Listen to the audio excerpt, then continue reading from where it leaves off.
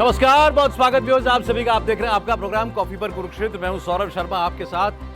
Programme में कोशिश करते हैं कि आपको सच बताएं और पूरा सच बताएं। आजकल जो बातें हो रही हैं दुनिया में, कभी कभी सुन के देख के कोफ्त होती है। क्या मिलीमीटर का किलोमीटर बना रहे हो? सच बोलो, साफ साफ बोलो। और सच के 2, 4, 5, 6 वर्जन तो हो नहीं सकते, एक ही होगा। तो वही क्यों नहीं बता देते हो सब? मैं बात कर रहा हूं वक्फ बिल की। वक्फ बिल को लेके जो ना कहा जाए इस वक्त वो कम है। 2 लाइनें कह रहा हूं आपसे, यही आपको सब बता देंगे कि आसमां से फरिश्ते भी जो उतारे जाएं, वो भी इस दौर में सच बोलें तो मारे जाएं। यह हालत कर दी है। और जाने क्या क्या घुट्टी पिलाने की कोशिश हो रही है। कंधे पर लाउड स्पीकर रख के मुनादी की जा रही है कि अपनी आवाज पार्लियामेंट तक पहुंचाइए। इतने लाख नहीं, 50 लाख लोगों के जब वहां पर ऑब्जेक्शन पहुंच जाएंगे तो बिल रुक जाएगा। कैसे रुक जाएगा बिल? फिर दूसरी तरफ भी यही होड़ लग गई, 50 लाख भेजेंगे मुसलमान तो 1 करोड़ मेल भेजेंगे हिंदू। क्या होगा इससे? और वो जो मेल हैं वो क्यूआर कोड अलग अलग जगह, कोई रेलवे स्टेशन पर लेकर खड़ा है, कोई रेड लाइट पर लेकर के खड़ा है, कोई बाजार में लेकर के खड़ा है। मजाक बना दिया। अरे कानून बना रही है देश की संसद। उस कानून के हर पहलू पर विचार करने के लिए जो सबसे बड़ी कमेटी हो सकती है जेपीसी पार्लियामेंट की, उसको दे दिया। कोई उसमें बंदिश नहीं। उसमें हिंदू भी है, मुसलमान भी हैं। उसमें ओवैसी की पार्टी अपनी पार्टी की इकलौती हैं, वो भी हैं, बीजेपी वाले भी हैं, टीएमसी वाले भी हैं, आरजेडी वाले भी हैं, सब हैं। फिर भी खामखा का शोर है। अब आज हम आपको इस वक्फ बिल के बारे में कोशिश करेंगे इतना बताते कि कम से कम आपके मन में कोई डिबेट ना चले। आपके अंदर कम से कम जितने सवाल हैं उनके जवाब तो आपको मिल जाएं।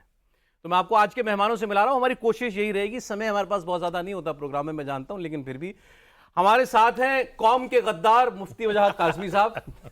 इनको खिताब मिला है, बैनर लेके लोग जामा मस्जिद पर खड़े हुए हैं, कौम के गद्दार। वैसे ये काम करते हैं, नेशनल कन्वीनर है मुस्लिम राष्ट्रीय मंच के। साहब बड़ा खतरनाक सौदा आपने लिया है, मुस्लिम राष्ट्रीय मंच। देखिए क्या है, देश के लिए और कौम के लिए जीना ही असल जिंदगी और दोनों एक ही बात है ना? दोनों एक ही बात है, देश के लिए जीना और कौम के लिए बिल्कुल जीना। बिल्कुल। बस तो मैं, जैसे ये कौम के गद्दार हैं, ऐसे ही लाइलाज बीमारियों के डॉक्टर प्रदीप सिंह जी। कहां से निकाल के मेरे साथ जो है वैभव सिंह जी भी हैं, इनको भी सच बोलने की बीमारी है। तो आज तीनों लोग जो हैं ये कुछ डिकोड करेंगे आपके लिए। बीमार लोग आए। नहीं, आप डॉक्टर हैं। आप डॉक्टर हैं और ये कौम के गद्दार हैं। अब ये साहब, ये सर, ये मेरे हाथ में वो ये दोनों क्यूआर कोड हैं। ऐसे न जाने कितने फिर रहे हैं दुनिया में। एक मुसलमानों वाला है, एक हिंदुओं वाला है। ये हो रहा है। सब यही चाह रहे हैं ना, स्कैन करो भेजो। क्या होता है उससे स्कैन करने से? आपके पास भी आएगा, कीजिएगा जरूर, भेजे ना भेजें। ये देखिए, पहले साहब मैं आपके लिए ये हिंदुओं वाला कर देता हूं। हिंदुओं वाला मैंने क्यूआर कोड स्कैन किया तो ये आ रहा है, सेवा में जॉइंट कमेटी सचिव जेपीसी को भेज रहे हैं सीधे बाजार में बैठ के। जब पाकिस्तान और बांग्लादेश में हिंदू संपत्तियों को रख रखाव के लिए कोई प्रावधान नहीं है तो भारत में क्यों है? वक्फ बोर्ड को इतनी शक्तियां क्यों हैं? मुस्लिम राष्ट्रों में वक्फ बोर्ड जैसी संस्था अगर हैं तो कहाँ मौजूद हैं? ये वक्फ बोर्ड भारत के गांव-गांव और हिंदू मंदिरों पर अपना दावा ठोकता है, किस हद तक जायज़ है? इस तरीके की तमाम बातें। आप लीजिए साहब, मैं ये आपके लिए मुसलमानों वाला क्यूआर कोड भी कर देता हूँ। ये आया हुआ है, ये रहा। इसको मैंने किया और ये एक लिंक खुलेगा और लिंक खुल के ये आ गया। ये अंग्रेजी में है। अब ये जो है ये कह रहे हैं कि intent and impact of waqf properties. The intent of the legislature and the impact of the proposed provisions clearly indicate that this bill is designed to remove waqf properties from their status. waqf properties का status छीनने के लिए है। Sacredness and charitable application of waqf properties. It is important to note that waqf properties are private properties, legally acquired and then dedicated as waqf by the waqif for the cause of Allah. तो आप नहीं छेड़छाड़ कर सकती, हमारे धर्म के अंदर दखल अंदाजी है, तमाम तरीके की बातें। पहले आप बताएं सर, क्या चल रहा है कौम में? क्यों बांटे जा रहे हैं ये पर्चे? कौम को ये बताया गया है और कौम के अंदर ये भ्रम फैला दिया गया है कि आपकी मस्जिदें, कब्रिस्तान, मदरसे, कुछ बचने वाला नहीं, सबको सरकार एक्वायर कर लेगी और ये लास्ट जंग है तुम्हारे लिए इस देश में। अब इसको इस क्यूआर कोड से तुम्हें जीतना है।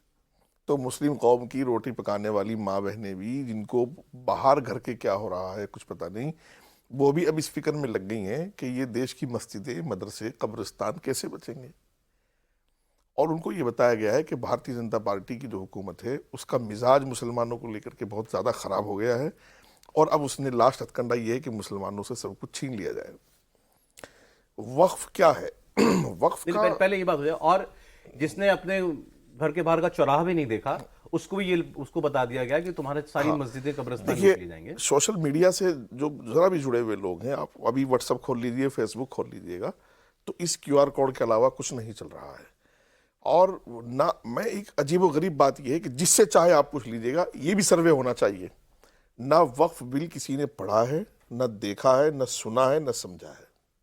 ये सब कुछ जो भी कुछ हो रहा है सिर्फ भाजपा की या मोदी की जो है हुकूमत है उस नाम पर हो रहा मैंने है। स्कैन किया ना, इसमें तो अंदर पहले से सब कुछ लिखा हुआ है, उसमें अपना नाम डालना है और फॉरवर्ड कर देना है। फॉरवर्ड कर देना है। और अभी नहीं, इस पर अपडेट भी आ रही है।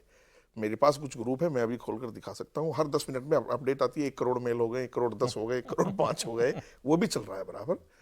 लेकिन और मैं समझता हूं कि मुसलमान जिस पैमाने पर इस लड़ाई को लड़ रहा है ना, अगर वाकईतन ये जंग होती सोशल मीडिया पर और इसको आप जंग की एक शक्ल दे देंगे, तो ये बहुत बड़ी जंग है उनके लिए। और जो सऊदीया में बैठा है वो भी लड़ रहा है, जो बांग्लादेश में बैठा है वो भी, इंडियन मुसलमान, वो इस वक्त इस पोजीशन में है, दुनिया में जहां भी है वक्फ बिल के खिलाफ वो वहां से आवाज उठा रहे हैं। कल एक मीटिंग हम लोगों ने बुलाई थी, हमारे बड़े भाई ताहिर साहब, उन्होंने और हमने मिलकर के 100-150 लोग कम से कम उसमें थे, और सब पढ़े लिखे लोग थे। मैंने कहा भाई जिसने बिल पढ़ा है हाथ उठाओ। किसी ने, अगर एक बंदे ने भी हाथ उठाया, वो सब पढ़े लिखे लोग, उसमें कुछ एडवोकेट्स थे, कुछ मौलाना थे, ना बिल देखा है ना पढ़ा। अमेंडमेंट क्या हुई ये भी पता नहीं, वक्फ एक्ट पहले क्या था अब क्या है ये भी पता नहीं, 70 सालों में वक्फ के साथ क्या हुआ ये भी पता नहीं। बस सरकार ने किया, तो जाहिर सी बात है मोदी है ना, तो खिलाफ ही चलेगा रे भाई, वो तो खिलाफ ही होना है, दुश्मनी की बात है ना। आर पार का 36 का आंकड़ा है, तो मोदी जी ने किया है, इसलिए इसका बड़ा नुकसान ये है कि मुसलमानों से कब्रिस्तान, मस्जिद, जमीन सब छीन ली जाएंगी और मुसलमान पैदा होगा। यहां तक के लीडर तो अपनी तकरीर में कह रहे हैं कि तुम्हें अपनी कब्र की जमीनें भी अपने घरों में ही रखनी होंगी। अब बताइए इससे ज्यादा और क्या बड़ी बात हो सकती है। कैंप लगे हुए हैं, जगह जगह क्यूआर कोड लेकर के बैठे हुए हैं, और वो कह रहे भाई चंदा भी मत दो, धंधा भी कुछ नहीं करो, बस ये क्यूआर कोड करके और जेपीसी को भेज दो ताकि वक्फ बोर्ड को बचाया बच्चा भी कह रहा है छोटा सा मस्जिद बचाऊंगा। हाँ भाई, बच्चे बूढ़े कोई, मैं कह रहा हूं मुसलमान इस देश में अपनी इज्जत की, अपनी सम्मान की, अपनी प्रॉपर्टी की, अपने दीन के लिए आखिरी जंग लड़ रहा है, ये अल्फाज है। अब ये डर लग रहा है आपकी बात सुन के, सच बता। ना डर, आपको डर लग रहा है? डर तो मुझे भी लगना चाहिए। डर तो मुझे भी लगना चाहिए। आप तो सोरा भाई, मैं तो मुफ्ती बजा तू मेरे भाई, डर तो मुझे भी लग रहा है। अब तक नहीं, जैसे आप इसको बता रहे हैं ना कि वो आखिरी जंग लड़ रहा है, मेरे पास, अल्लाह की कसम में खा के कहता हूं, मेरे पास अल्फाज नहीं, इससे ज्यादा आगे की बात है, मेरे पास अल्फाज नहीं है। इसका अगला कदम क्या है? लोग नहीं डर रहे अभी तो ये फोन पे लड़ी जा रही है, नहीं, इसके आगे इसका अगला कदम यह है कि उनसे अपील की जा रही है आप सड़कों पर आ जाएं, उनसे अपील की जा रही है कि आप बाहर निकलें, अपने जज्बात का इजहार करें। जाहिर सी बात है यूथ बाहर आएगा, और वो जो कुछ देश में पहले होता रहा है, CA-NRC के वक्त में हुआ है, जो कानपुर में हुआ, इलाहाबाद में हुआ, दिल्ली में हुआ, शाहीन बाग जैसे हालात, और पुरानी दिल्ली के जो हालात रहे, सैकड़ों लोग मरे हैं, फिर वही होगा जो होना है इस देश। और ये बताने वाले, समझाने वाले लोग कौन है? मैं कह रहा हूं कोई मस्जिद नहीं बची। IB कहां तक जाएगी, स्पेशल सेल कहां तक जाएगी, पुलिस खुफिया एजेंसियां कहां तक जाएंगी? हर मस्जिद में आज के दिन यही बात हुई है कि वक्फ बचाओ। मदरसों में एक दिन की छुट्टी का, कल का शाम का रखा गया था जुमेरात का, कि एक दिन की, मैं कल ही मजमून पढ़ रहा था कि मदरसे की छुट्टी एक दिन रखी जाए सिर्फ इसलिए कि वो क्यूआर कोड जो है, और वो जागरूकता फैलाएं, बेदारी मुहिम फैलाएं। और आपने इससे ज्यादा देखा, मौलाना कांधे पे माइक लगा के बता रहा हो कि तुम्हारे कब्रिस्तान छीने जाएंगे, तुम्हारी मस्जिदें छीनी जाएंगी, माँ बहनें बाहर निकल, तस्वीरें हैं उसकी तो। अच्छा, मौलाना बता रहा, कोई हर्ज नहीं। ओवैसी बैरिस्टर हैं, हाँ, राज्यसभा के अरे लोकसभा के सदस्य हैं, सर जेपीसी के मेंबर हैं, जेपीसी के मेंबर भी हैं। मोहिबुल्लाह नदवी, उन्होंने कम से कम वक्फ बिल जो है पढ़ा होगा। सौरभ वो भाई, वही बोल रहे हैं जो एक बिना पढ़ा लिखा मौलाना बोल रहा है। दोनों की बातें आप सुन लीजिए, कोई अंतर नहीं नजर आएगा। और ये आप CA का उदाहरण देख लीजिए, भाई चला दिया ना कि मुसलमानों की नागरिकता छीन लेंगे, मुसलमान इस देश का नागरिक नहीं रह जाएगा, कागज दिखाना पड़ेगा तुमको कि इस देश के नागरिक हो, नहीं तो तुमको जो है कैंप पे रख दिया जाएगा, तुमको डिपोर्ट कर दिया जाएगा। और ये चलाया मेन स्ट्रीम पार्टी। हम बार बार कहते हैं, जो भी दुनिया में माइनॉरिटी होती है उसके मन में एक डर होता है, वहां तक बात समझ में आती है। लेकिन डर अगर वो सही तथ्यों पर हो तब तो वो जायज है। झूठ पर आधारित है। ये वक्त का मामला आज से नहीं चल रहा है। ये जब ब्रिटिश हुकूमत थी तब भी 19वीं सेंचुरी के अंत में वक्फ का मुद्दा उठा था, वक्फ प्रॉपर्टी को लेकर एक विवाद हो गया था, मामला प्रीवी काउंसिल तक गया। वहां से जो फैसला आया उन्होंने कहा ये बिल्कुल बकवास है, कुरान में कहीं वक्फ का कोई जिक्र नहीं है। और वो जो विवाद था उसमें वक्फ के जो भी लोग काम करने वाले थे उनके खिलाफ फैसला आया। नहीं, इसमें तब से चल रहा है। नहीं सर, मैं अभी तो मैं यही बात समझना चाह रहा हूं, जो इन्होंने बताया इसके सामने तो सीए, एनआरसी, शाहीन बाग बड़े गली मोहल्ले के झगड़े लगते हैं। अगर ये कह रहे हैं घर घर बात पहुंच गई, एग्जिस्टेंस का सवाल बना आप किसी को, हाँ ये कि जो बात कही कि आखिरी लड़ाई लड़ रहे हैं, हाँ, हाँ, बिल्कुल उनको लग सही। रहा है कि अगर हमने वक्त को नहीं बचाया तो हम नहीं बचेंगे।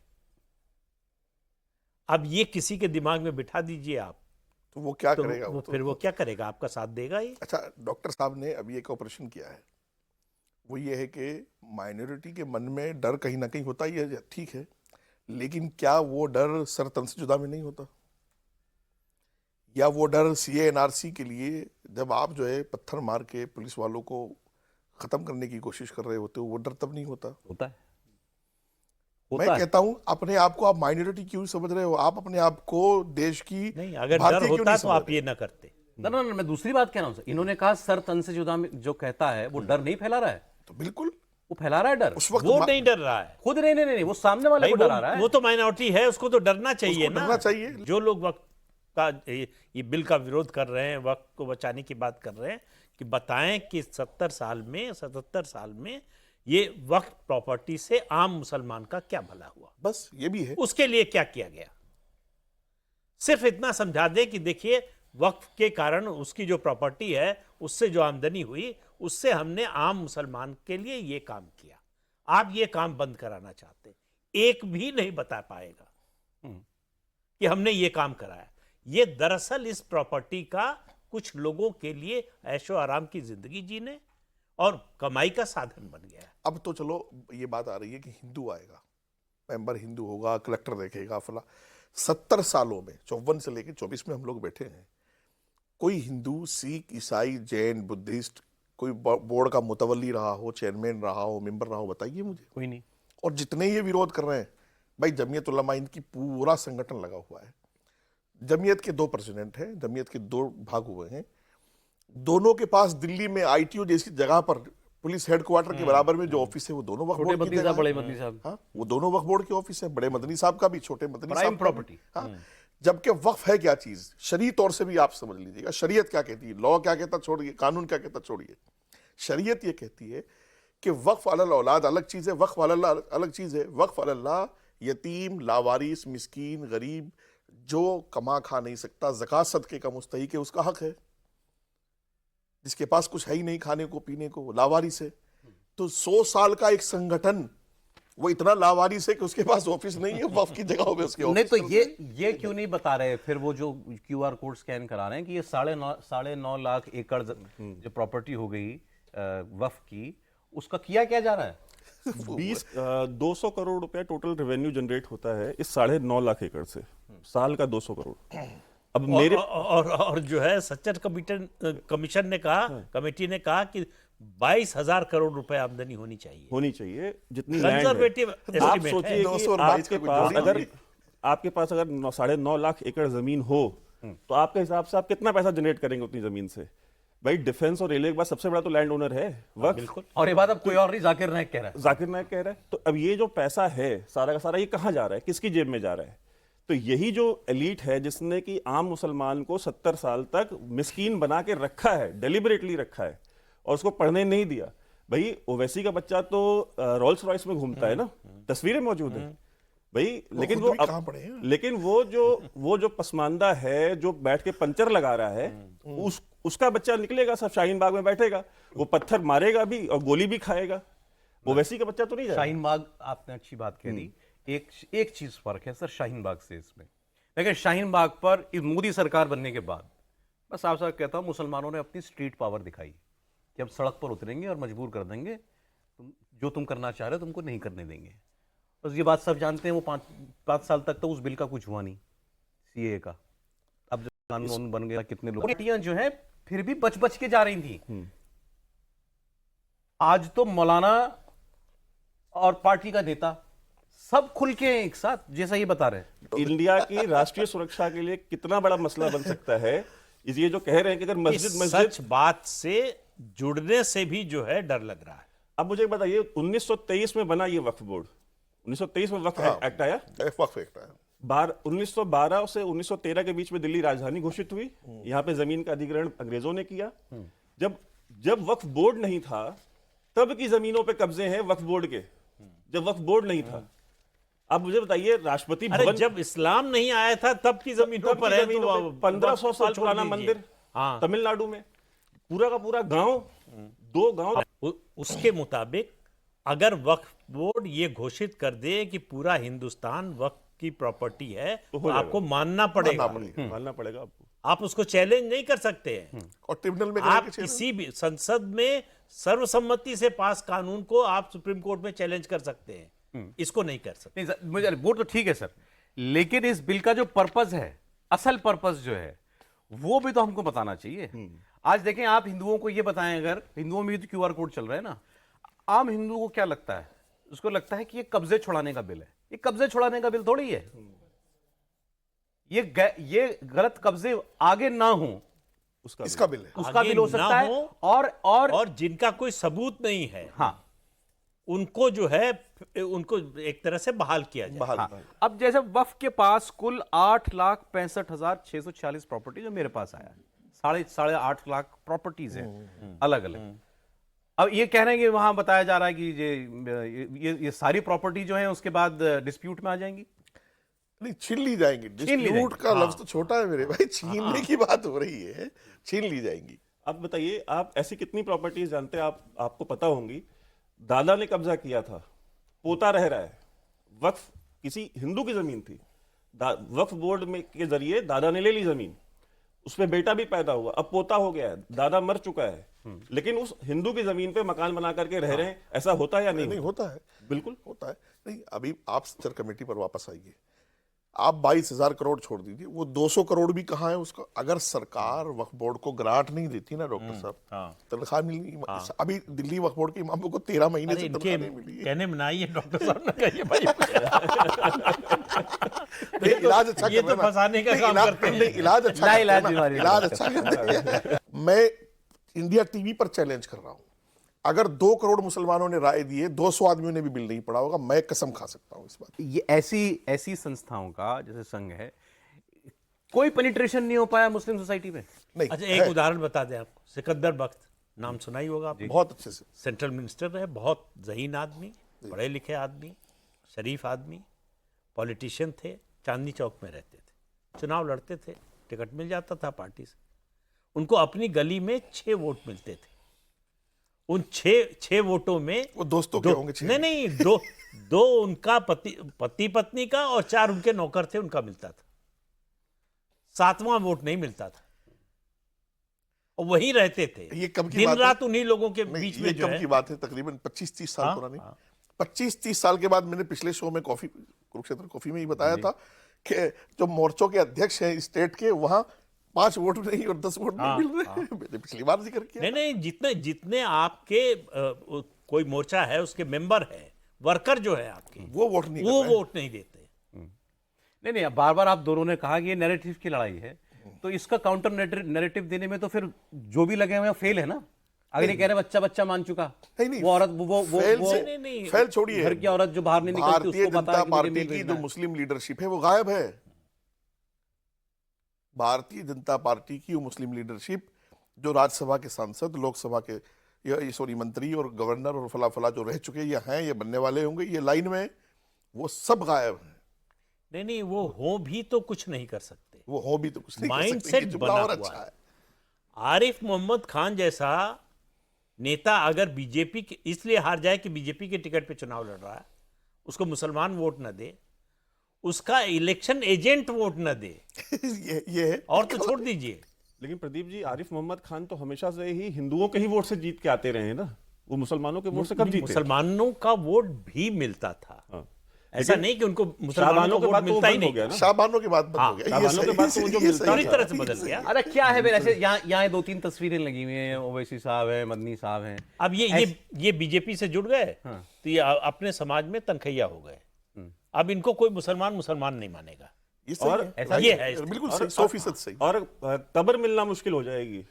100% भगवान ये स्वस्थ रखे, लेकिन आप पूछिए इनसे, तो कब्रिस्तान में इनकी आवाजों में इतना दम क्यों है कि सब मान रहे हैं इनकी बात? अब बताइए, ये जो उधर से फर्स्ट नंबर पर ये बैरिस्टर हैं, बाहर पढ़ के आए हैं, कानून के मुझे ये एतराज है कि ये कानून के दानिस्ता हैं। इनकी तकरीर आप सुन लीजिए, गंदी नाली के कीड़े और फलाना फलाना न जाने किसी किसी बातें ये कर रहे हैं। तो आप ईमानदारी से बताइए, मुल्क का माहौल खराब होगा कि नहीं होगा? एक मेंबर ऑफ पार्लियामेंट, जेपीसी का मेंबर, और वो भी कानूनदा, और वो लोगों को बता रहा हो कि तुम्हारी मस्जिद छीनने की लड़ाई है, वजूद की लड़ाई। वजूद की लड़ाई है। अब सेकंड नंबर पर आप आ जाइए, ये मुस्लिम पर्सनल लॉ बोर्ड के अध्यक्ष हैं, हमारे बुजुर्ग हैं, अच्छे हैं, काबिल एहतराम है, सबको एहतराम करना चाहिए, उम्र में भी बड़े हैं। मैं अभी पिछले हफ्ते हैदराबाद में था, वहाँ पर एक ग्रुप है, मैं किंग ग्रुप या ऐसे कुछ नाम से है, तो ये सीएम से मिलने गए सिर्फ इसलिए कि उसमें ओवैसी पार्टनर है और उसका डेमोलेशन चल रहा है, और बाहर निकल के लोगों को बताया कि वक्त पर बात हुई है हमारी, गए थे प्रॉपर्टी बचाने। गए थे प्रॉपर्टी बचाने के लिए। और जो ये सब सईदन हैं, ये हमारे सबके बुजुर्ग हैं, आपके भी हैं, हमारे भी हैं, बड़े भी हैं, सम्मानित भी हैं, लेकिन इनके बयान और स्टेटमेंट जो है वो तो खून में आग लगाए, वो पानी में भी आग लगाए कि साहब जहां जो जीत रहा है उसको वोट दो, बस बीजेपी को हराओ, ये वो वाला स्टेटमेंट वाले हैं बाबा जी। तो अब मैं सोच की लड़ाई लड़ रहा हूं, आप जो है इस पर गौर करो कि फिक्र की लड़ाई है। अब ये बताइए कि देश के फिलहाल के जो हालात हैं, क्या मुझे और आपको ऐसा लगता है कि इससे हम सुकून से सो पाएंगे? यहां जो है वक्फ बोर्ड की इतनी प्रॉपर्टी बताने वाले लोग, अगर आप उनको पैसे नहीं दे तो उनकी बेवाओं को वजीफे नहीं मिलते, तो कहां एक कोई इंजीनियर, डॉक्टर, आईएएस, आईपीएस 70 सालों में बोर्ड ने मुसलमानों में पैदा किया हो तो उसको इंडिया टीवी पे आके बताना चाहिए कि मैं बोर्ड की पैदावार हूं और ये लाखों एकड़ जमीन कौन चलाता है कामयाब फिर है। वक्फ? कौन भी बोर्डों में कौन बैठे हैं? सब मुसलमान थे, नहीं, अब तो वो अब भी मुसलमान है, तो वो मुसलमान, गरीब मुसलमान की तो काम वही क्यों तो नहीं खा आ रहा? रहे थे। उन्होंने 10-20 साल की लीज दी और अपना मार्केट बना के बेच दी। ये हुआ वक्फ बोर्ड के साथ। आप सीबीआई से जांच करा लीजिए, जितने वक्फ बोर्ड के चेयरमैन बने, आए कंगले थे और गए तो बादशाह थे। नाम मैं बता दूंगा, मतीन चौधरी शामिल है, अमानतुल्लाह है, उत्तर प्रदेश में कई चेयरमैन है, तो सबकी आप जांच प्रॉपर्टी दिल्ली के अमानतुल्लाह पे जांच सही चल रही, ठीक हाँ, चल रही है। ओके, वो किसी भी ज्यादा अच्छा। इसमें मस्त जो है। 3 लोग बैठे हैं जिनकी फोटो है, उनमें से एक साहब सऊदी, एक देवबंदियों की एक संस्था थी, तो उस संस्था के ऊपर सऊदी अरब ने बैन लगा दिया कि भाई ये जो टेररिज्म को जो है बढ़ावा देने वाला काम करते हैं। जमात? हाँ, तो उनके ऊपर बैन लगाया जमात के ऊपर।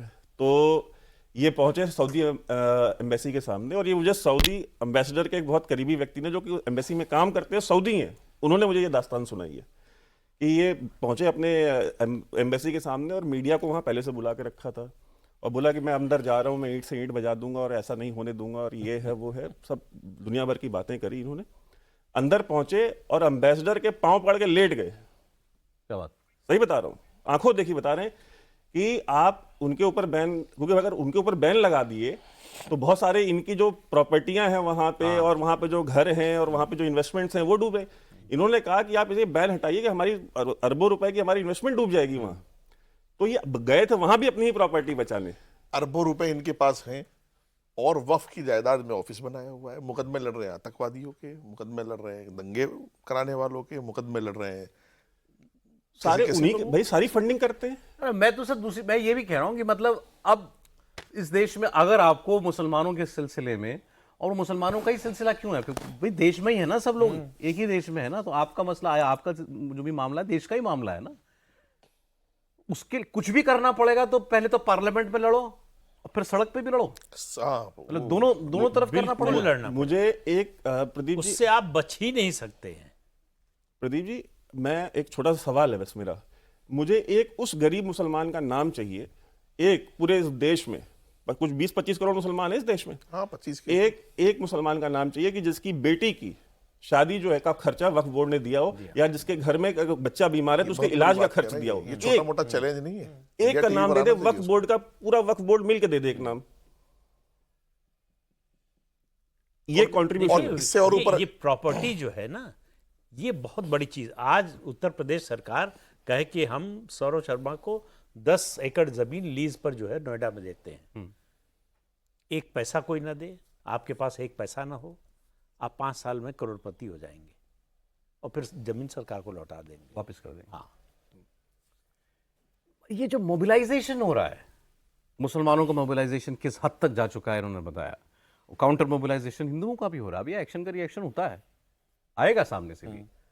इनको 4 गलत बातें बताई गई तो 4 गलत बातें उनको भी कोई बताएगा। ये इसका एंड क्या है सर? कहां किस तरफ जा रहे हैं? इसका एंड अगर होना होता तो देश का बंटवारा ना होता। गांधी से बड़ा कोई नेता है इस समय देश में? गांधी की सुनी किसी ने? आप बताइए। अच्छा, अगर गांधी की बात नहीं सुनी तो फिर आप ये उम्मीद करते हैं कि मोदी की, अमित शाह की बात सुन लेंगे? नहीं डॉक्टर साहब, एक बात ये है सौरभ भाई कि सारी जिम्मेदारी सरकार पर क्यों? सरकार कानूनी तरीके से जेपीसी बना सकती थी, वो बना दिया। उसमें मुस्लिम मेंबर पार्लियामेंट हैं और सारी पार्टियों के हैं। ये मजहबी लीडर और ये ओवैसी साहब जैसे लोग जब इस देश को दोबारा बंटवारे की तरफ और जिन्ना की थॉट्स पर काम करेंगे तो फिर होगा क्या, बताइए। सर ये चैलेंज है सरकार को। हाँ कि तुम हमारे मामले में क्यों पढ़ रहे हो? हाँ, नहीं वो चैलेंज तो हिजाब पर भी हुआ, ट्रिपल तलाक एग्जैक्टली पर भी हुआ, ये तो ये अब या तो सरकार क्या करे, लेकिन अब ये आखिरी सरकार चैलेंज है। सड़क पे आग ना लगे तो इसलिए भाई घर बैठ जाओ। सरकार भाई तुम बाकी करो यार, देखो ना पुल वुल बनाओ, बाकी कर लो तुम, ये सब वही मत करे करो जो तुम। अभी तक हो रहा था 70 हाँ साल। चलने दो, हाँ चलने दो, छोड़ दो। हाँ छो इसको मत आज छो। ही उत्तर प्रदेश मदरसा बोर्ड का की एक रिलीज आई है। 517 मदरसों ने अपना रिकॉग्निशन जो है लौटा दिया, सरेंडर कर दिया कि हमको सरकार का जो उसकी मदद हाँ जी, मिलती है नहीं चाहिए। नहीं चाहिए। क्यों नहीं चाहिए? क्योंकि सरकार की मदद लेंगे तो सरकार जो है उसमें सरकार हिसाब भी मांगेगी, हिसाब भी मांगेगी, कहाँ खर्च किया, हिसाब नहीं जो देंगे, ये शिक्षक सोच रखे, लीजिएगा। टीचर रखे, उनको कितनी सैलरी देते हो, सीधे अकाउंट में देते हो कि नहीं देते हो, कितने बच्चे पढ़ते हैं, क्या पढ़ाई होती है, साइंस की, मैथ की पढ़ाई होती है कि नहीं होती है, तो ये दखल नहीं चाहिए। और वैसे नौकरियां नहीं दे रही है सरकार। यार मैंने तो आज मदनी साहब का, बड़े मदनी साहब, अरशद मदनी साहब का मैं कहीं सुन रहा था, टीवी चैनल पे हमारी चल रहा था कि उन्होंने कहा कि नहीं है कागज हमारे पास, नहीं दिखा पाएंगे। खत्म है कहानी। ये बिल खत्म करो, नहीं है मेरे पास कागज मेरी मस्जिद का, तो मांगने आओगे मैं नहीं दिखा आप पाऊंगा। लिख के रख लो, बार बार कह रहा हूँ, 100 बार कहलवा लो, ये आखिरी जंग लड़ रहा है मुसलमान अपने अस्तित्व की, अपनी इज्जत की, अपने सम्मान। आपके पास कागज है, आप नहीं दिखा पाएंगे, तो ये लेवल प्लेइंग फील्ड होना चाहिए ना। भगवान राम वहां पैदा हुए थे, इसका कागज चाहिए। लेकिन आपने किसी के घर पे कब्जा कर लिया, उसका कागज न मांगा जाए। ये दोनों बातें एक साथ कैसे चलेंगी? एक चीज इसमें यह भी है प्रदीप जी कि कांग्रेस का जो रोल रहा है इस पूरे, हम जो मेन विलेन है इसके पीछे, कांग्रेस वही कर रही है जो मुस्लिम लीग कर रही थी 47 से पहले। बिल्कुल। और ये है। 1995 में जो अमेंडमेंट किया, 1923 वाले वक्फ बोर्ड के का जो कानून था, ये बेसिकली शिया और सुन्नी के जो बीच का जो प्रॉपर्टी डिस्प्यूट था उसको सुलझाने के लिए बनाया गया। Very important point. इसमें मेन स्ट्रीम पॉलिटिकल पार्टीज का क्या रोल है? देखिए, भारतीय जनता पार्टी ने जो किया वो ये सोचकर किया कि जो पसमानदा है या पिछड़ा आदमी है या वक्फ जिसका हक है उसको मिल जाए। कांग्रेस जो है वो अपना काम कर रही है, सबको दिख रहा है। ये शो पूरा नहीं होगा जब तक हम इसमें शिया, सुन्नी, आगा खानी और वोहराओं का जिक्र नहीं करेंगे। उनके साथ वक्फ बोर्डों में क्या होता रहा है, या तो उनको मेंबर ही नहीं मिला, या मिला तो कोई एक आध शिया मिल गया कहीं, और अगर शिया अलग से थे कहीं तो उनको आगा खानी नहीं मिला, फिर उनको वोहरा नहीं मिला। मोदी जी वो आदमी है, अगर वाकई वोटों की राजनीति करते तो वो शिया समाज और फिर शियाओं में भी वोहरा थोड़े से, आगा खानी, उनको तलाश नहीं करते, और उनके वोटों से वो प्राइम बिल मिनिस्टर के नहीं हिसाब से बनेंगे। उनके अलग बनेंगे वक्त। उनके अलग बनेगी वक्फ बोर्ड, और उसमें औरत भी मेंबर हो सकती है। औरत को भी पता होना चाहिए भाई, जब आप कोई औरत वक्फ करती हो तो उसको भाग कर ले लेते हो, और कोई औरत वक्फ मेंबर बने तो उस पर आपको आपत्ति है। ये नहीं होना चाहिए। औरतों के, बेवाओं के, तलाकशुदा के मसाइल भी हैं। तो अगर औरत मेंबर होगी तो औरतों के मसाइल ज्यादा अच्छे तरीके से हल हो सकते हैं।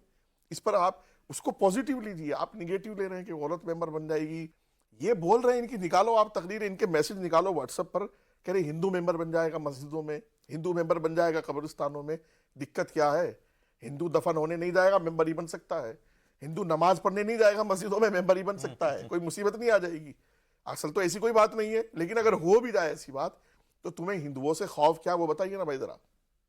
इसमें एक पॉइंट ये भी है कि हिंदू क्या वक्फ कर सकता है?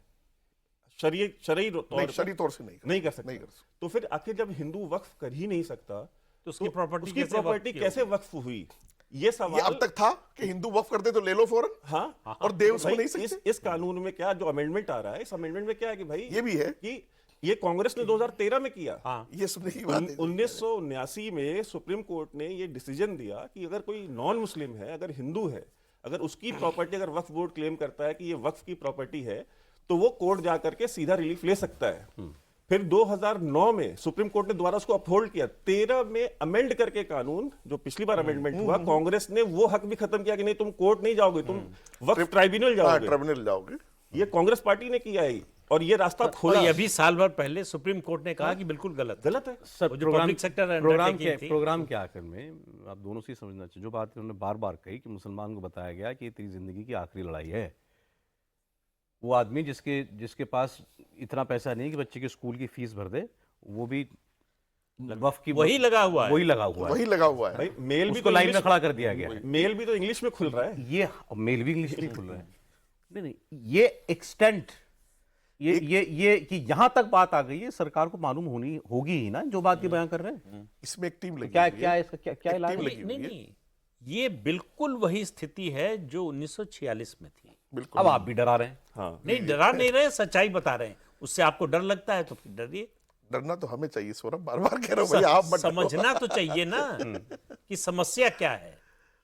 वहां तक पहुंच गई बात। बिल्कुल। आप पहले सोचिए कि बंटवारा हुआ क्यों। भाई 800 साल मुगलों मुसलमानों ने राज किया, हिंदुओं ने कितने मुसलमानों का कत्लेआम किया? जब वो आए थे आक्रमणकारी, तो कितनी संख्या में आए थे, और यहां हिंदू कितनी संख्या में थे? तो इससे मानसिकता समझिए।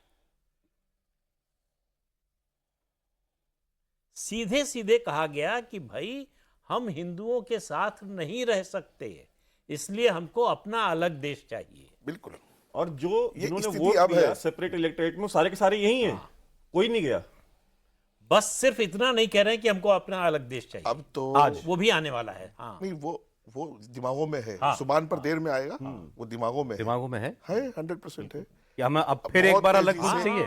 बहुत तेजी से मुस्लिम लीडरशिप भारत के मुसलमानों को टू नेशन थ्योरी की तरफ ले गई है, जिन्ना की सोच की तरफ ले गई है, और इसका भुगतान इनकी नस्लों को, ये नहीं करेंगे, इनकी नस्लें करेंगी। और जाहिर सी बात है, हिंदू भी तो उसी खून में जीता है, हिंदू भी तो इंसान है, सिख भी इंसान है, जैन भी, बुद्धिस्ट भी इंसान है। तो जज्बाती तो सभी होते हैं, इमोशन सबके पास हैं। और जब आप किसी के साथ खिलवाड़ करोगे तो एक दिन तो वो उबाल में आ जाएगा। और एक मैं बहुत अजीब व गरीब बात ये बताऊंगा आपको कि एक टीम है, उसमें पढ़े लिखे लड़के हैं, वो माँ बहनों को बाजारों में कि ये QR कोड के हम तो नहीं जानते कि लाओ मेल ID में बनाऊंगा, वो पूरी टीम बनी हुई है, मेल ID बना करके फौरन वो सब चीज़ें कर करके वो QR कोड कर रहे हैं। अब देखिए, हमारा काम डॉक्टर साहब का